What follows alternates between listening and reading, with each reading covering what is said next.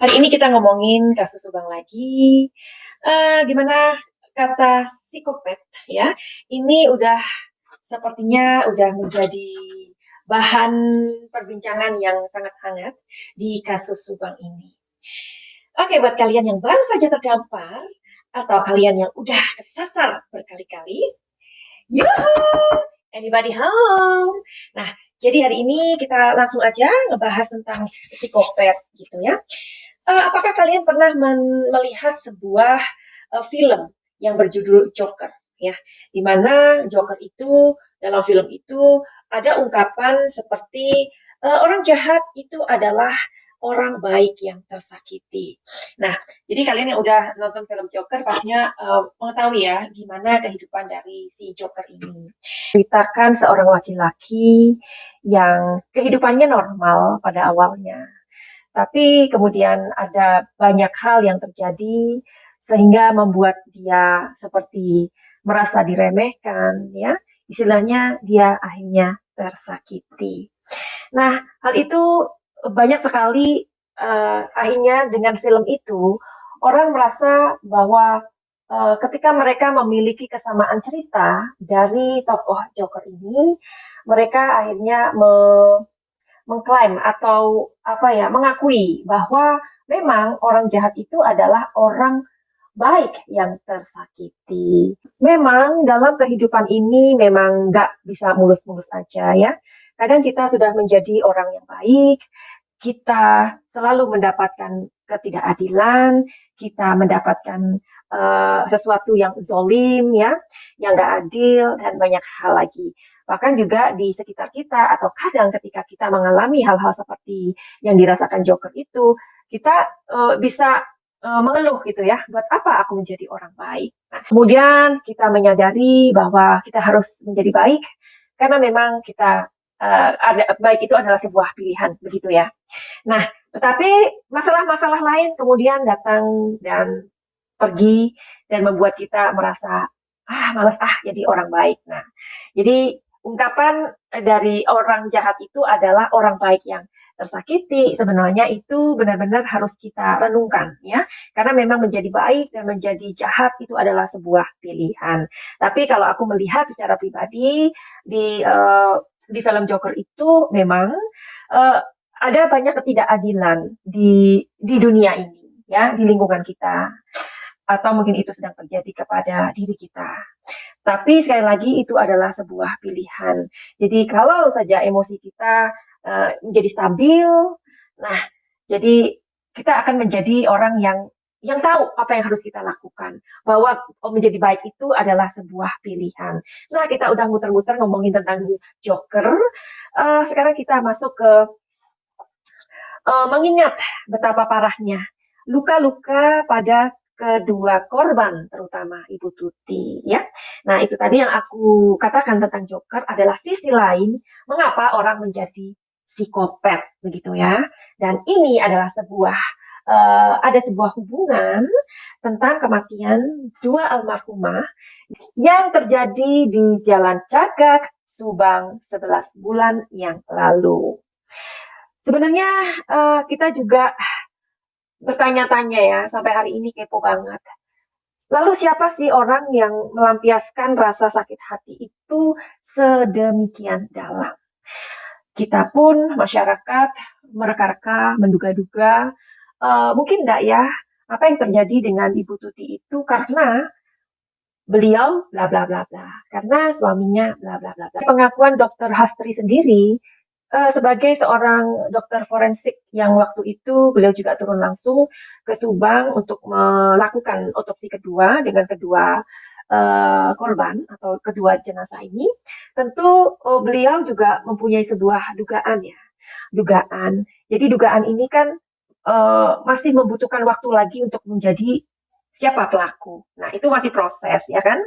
Nah, tetapi yang menarik di sini, beliau ini menduga orang yang melakukan ini sama sekali kita nggak pernah duga. Kemungkinan juga orang ini nggak pernah dipanggil, apa gini ya, nggak sering dipanggil menjadi saksi gitu. Apakah Joker dan pelaku Subang ada sebuah kemiripan? Yakni orang jahat adalah sebenarnya orang baik yang tersakiti. Hari ini kita mau cari tahu, tapi sebelumnya Madam Suki mau ceritain dulu ya. Ceritakan tentang hal yang berbeda lagi, jadi supaya kalian nggak bosan ya. Kalau kalian mengatakan, mana sih ini kok muter-muter nggak ada beritanya. Kalau untuk berita-berita semacam itu kalian bisa melihatnya di channel yang berbeda ya. Madam Suki sudah mengatakan dari awal-awal kalau channel Madam Suki ini membahas tentang kasus Subang adalah kita ingin meng-up kasus ini agar tidak tenggelam begitu. Aku mempunyai sebuah buku karena aku juga penulis. Aku menulis 3 novel ya, dan satu novelku bestseller waktu itu di Indonesia di Gramedia, judulnya Simbok. Tapi yang aku mau kasih tahu di sini adalah buku yang berbeda berjudul Daun yang Berkisah ya. Di Daun yang Berkisah ini aku menulis ketika aku selesai syuting, ada seseorang syuting sinetron maksudnya, ada seseorang ibu yang kemudian meminta waktuku dan menghargai waktuku untuk menulis kisah ceritanya. Jadi ceritanya itu similar dengan keluarga Ibu Tuti ini, di mana suaminya mempunyai istri kedua. Nah, istri yang kedua ini sudah dianggap adik. Banyak sekali kejadian di dalam keluarga Ibu Arini ini ya. Ternyata suaminya tidak hanya mempunyai 2 istri, melainkan ada wanita yang ketiga. Jadi suami dari Ibu Arini ini, ya begitulah ya, jadi suka banget gitu, kayaknya doyan banget gitu. Nah, si Dinda ini waktu itu dia merasa sangat-sangat marah karena suaminya tidak pulang-pulang, di mana si Dinda ini kan mempunyai anak dari suami Ibu Arini ini. Datanglah dia, si Dinda ini dengan kondisi yang marah, ke rumahnya Ibu Arini. Nah, di situ Ibu Arini menerangkan bahwa suamiku sudah tidak pulang beberapa hari, bahkan minggu. Nah, aku pikir karena dia ada di rumah kamu, Dinda. Dengan marah, Dinda berdiri dan akhirnya mengeluarkan sebuah karter dan menyobek wajah Ibu Arini. Dan ini memang kisah nyata ya yang aku tulis di novel aku Daun yang Berkisah. Nah, jadi kita melihat ya, motif si Dinda ini, kenapa sih dia kok sampai berani menyilet wajah Ibu Arini ini?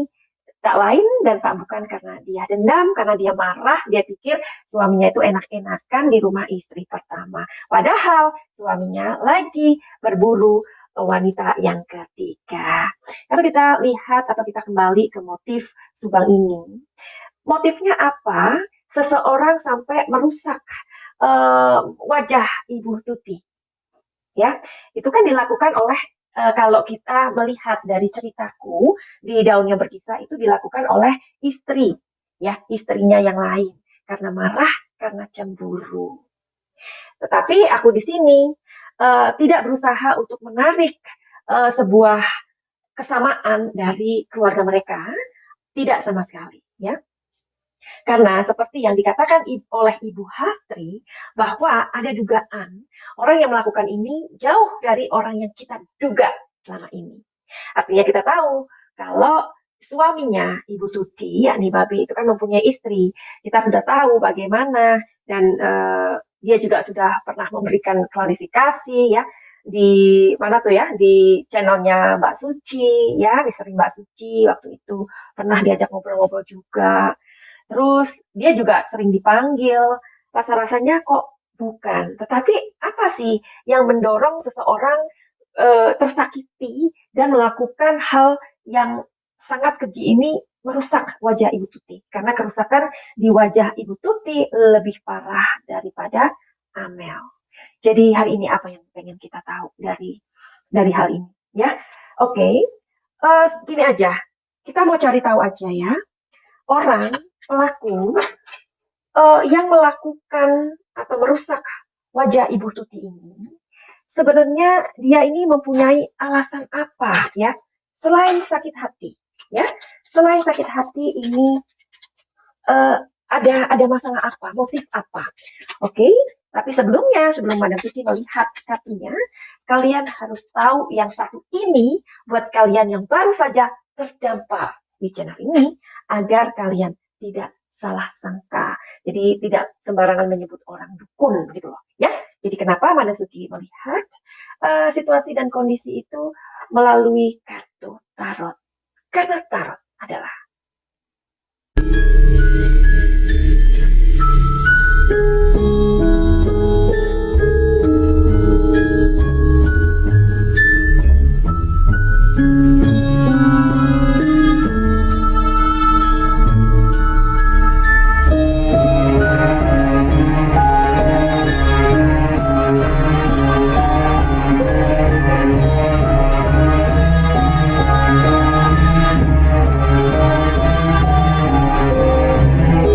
belum Madam Suki untuk melihat kartunya. Jadi mudah-mudahan ini adalah info yang penting buat kalian. Bila mana kalian mendapatkan masalah-masalah dalam rumah tangga seperti ini, kalian bisa konsultasi kepada Madam Suki ya.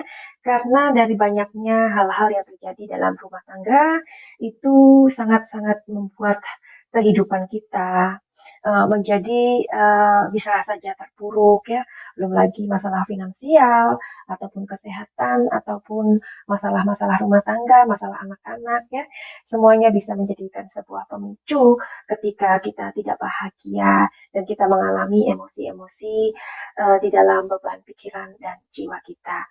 Jadi beban di dalam pikiran, beban-beban apa ya, gangguan-gangguan emosi itu jangan pernah diabaikan. Kalian bisa datang ke Madam Suki, tapi tentu saja kalian harus menghargai waktu Madam Suki ya. Mudah-mudahan akan diberikan sebuah solusi yang terbaik dalam kehidupan ini. Juga buat kalian yang mau healing atau ingin mengobati luka-luka batin, trauma, terus gangguan-gangguan pikiran, gangguan-gangguan yang gak jelas, apa saja. Jadi kalian bisa menghubungi Madam Suki di sini atau juga di deskripsi. Oke, kita mau cari tahu sebenarnya orang yang psikopat ini di kasusnya Subang ini sebenarnya ada hal lain nggak sih selain sakit hati ya? Kita mau lihat energinya. Ya, di sini ada sebuah harapan ya. Harapan apa? Kita nanti cari tahu. Di sini menggambarkan adalah orang yang lemah. Oke. Di kartu ini mengatakan bahwa ia merasa tidak memiliki apapun. Dia merasa tidak memiliki hal-hal yang dimiliki oleh Ibu Tuti. Nah, di sini ada sebuah harapan ya. Harapan dia memiliki hal-hal yang seperti dimiliki oleh Ibu Tuti, dan di sini ia merasa orang yang tidak diperlakukan dengan adil. Oke. Dari 3 kartu ini yang keluar ada sosok wanita. Tetapi seperti yang tadi Madam Suki katakan bahwa ini tidak ingin menggiring opini, ya. Kalau kita menilik dari kata-kata Bu Hastri sekali lagi bahwa bisa jadi orang yang diduga psikopat itu dia, ya, bahkan jarang sekali terlihat oleh publik. Nah, jadi siapa ini? Oke, jadi kita mau make sure ya. Apakah dia laki-laki? Apakah dia perempuan? Orang yang merusak wajah Ibu Tuti ini. Seperti ini. Orang yang merasa tersakiti itu, dia menceritakan atau secara nggak langsung memberikan sebuah ide, ya. Atau mungkin pelaku ini melihat kondisi yang terjadi, seperti hal-hal yang dirasa ini kok tidak adil, seperti itu. Dari situ pelaku seperti mendapatkan sebuah ide bila mana orang ini ternyata kok tersakiti ya oleh Ibu Tuti, merasa tidak adil, apa yang didapatkannya itu tidak adil, sehingga menciptakan motivasi atau ide yang membuat dirinya sendiri untuk melakukan tindakan kejahatan itu. Sering kan Besti kita melihat juga di film-film yang psikopat macam itu. Jadi Awalnya memang dia adalah orang yang baik, tetapi ketika melihat sebuah kondisi dan keadaan yang tidak adil, akhirnya mau tidak mau ia harus memberesi sesuatu yang tidak adil itu dengan caranya sendiri. Apakah kasus Subang hampir sama dengan Joker? Yakni orang jahat itu adalah orang baik yang tersakiti. Jadi kita tetap mengawal kasus ini. Mudah-mudahan polisi juga kita bisa memberikan sebuah semangat yang baik agar kepolisian juga bergerak terus, ya, tidak berhenti, dan kasus ini tidak menjadi kasus yang cold cases, something like that. Dan kita tetap berdoa untuk kedua almarhumah dan keluarga tentunya, ya, keluarga yang dengan berita yang berseliweran, yang sudah kemana-mana, tentu saja ini menguras energi, materi, dan banyak hal. Jadi seperti bola salju, ya. Bola salju itu kan awalnya kecil. Ketika ia menggelinding, nggak ada arahnya.